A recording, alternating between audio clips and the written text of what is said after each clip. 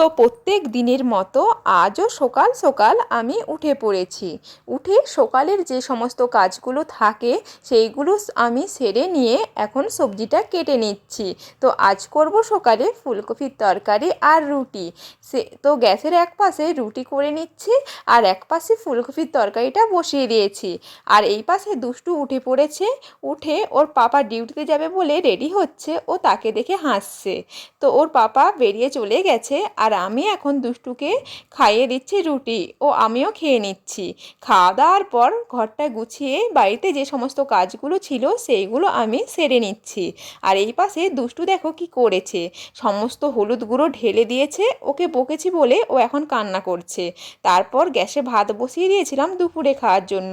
তো সন্ধেবেলায় দুষ্টুকে বাটিতে মুড়ি দিয়েছিলাম, ও ওর মতো করে ছড়িয়ে খেয়ে নিচ্ছে। আর রাত্রিতে রান্না করে নিয়েছিলাম বেগুন পোড়া, আলু সেদ্ধ, ডিম সেদ্ধ, ভাত।